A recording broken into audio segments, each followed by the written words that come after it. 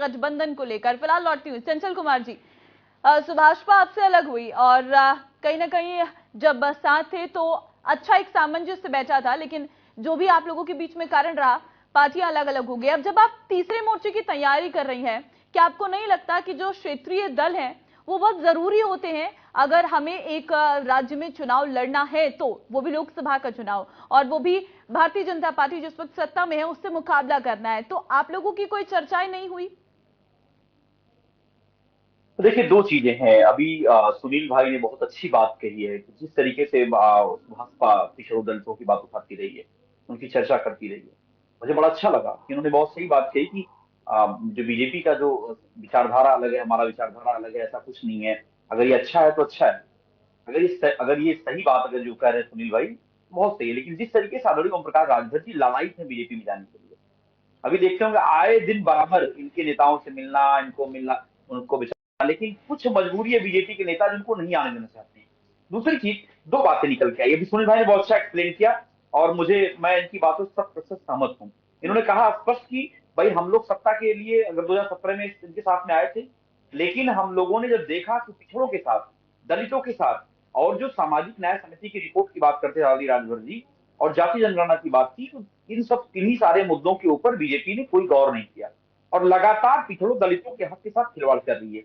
तो अगर ऐसा करते हैं राजभर साहब, तो ये सवाल जरूर उठेगा कि भाई आपने सब साथ क्यों छोड़ा था। बीजेपी के चाल चलन चेहरा में कोई परिवर्तन नहीं आया है, और जबकि वो दो कदम और आगे बढ़ करके पिछड़ों दलितों के हक के साथ अन्याय कर रही है। मैं आपको एग्जाम्पल बताता हूं। अभी आपने देखा होगा जिस तरीके से दिल्ली विश्वविद्यालय के अंदर जिस तरीके से फीस मनमानी तरीके से बढ़ाई जा रही है, और वहां पे कहा गया कि खुद विश्वविद्यालय के लोग खुद फीस जो है, क्या नाम, खुद अपने जनरेट करें। हम ज्यादा जो है उनको सहायता नहीं कर सकते, ज्यादा उनको अनुदान नहीं दे सकते। दूसरी बात यह है, अभी आपके उत्तर प्रदेश के अंदर देखिए जिस तरीके से यूपी ट्रिपल एससी, मेरे पास बकायदा डेटा है, मैं डेटा के साथ बात करता हूँ। यूपी ट्रिपल एससी का जो है, जो था अपना जनरल में जो सीटें थी और ओबीसी के जो सीटें थी, केवल 9% आरक्षण देने का काम किया गया।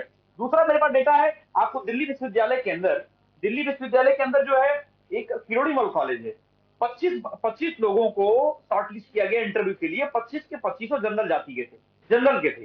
तो सवाल यह है कि ये सब सारी बातें जानते हुए अगर ओम प्रकाश राजभर जी पिछड़ों के साथ अगर अन्याय करने का काम करेंगे, तो राजभर समाज के लोग खुद उन्हें जो है बर्दाश्त नहीं कर पाएंगे। दूसरी बात मैं कहना चाहता हूँ, और आपने देखा होगा अभी अभी आदरणीय प्रधानमंत्री जी ने अभी चंद दिन पहले अभी जो है शहडोल में उन्होंने बोला है कि अगर जो है नेशनल करप्ट पार्टी एनसीपी बोलते थे, अगर जो है आपको सुप्रिया सुले यानी क्या नाम इनका, शरद पवार जी की बेटी को वोट देना है तो आप एनसीपी को वोट करिए।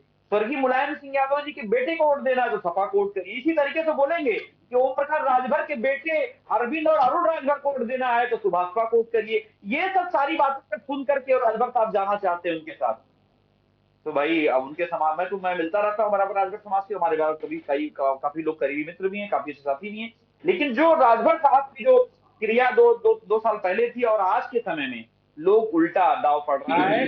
आपको हम बताएं कि आज के समय में हालत यह है कि लोग सवाल कर रहे हैं राजभर जी से कि अगर आप बीजेपी के साथ जाते हो तो किस मुंह से जाओगे आप, क्या कह के ठीक है, जाओगे अपने समाज के सुनील लोगों को, क्या अग्रवंशी जी, बताओगे कि जो जवाब दलितों दीजिए पिछड़ों इसका। शोषितों के साथ अन्याय करने वाली पार्टी है ये उसके वही साथ केवल पार्टी आप है, सत्ता ये के लिए वही चलेंगे। समाजवादी पार्टी के प्रवक्ता बोल रहे हैं जिनके साथ आपका गठबंधन था, जो किसी कारणों की वजह से टूट गया, और उनका साफ तौर पर यह कहना है कि अगर आप भारतीय जनता पार्टी के पास जाते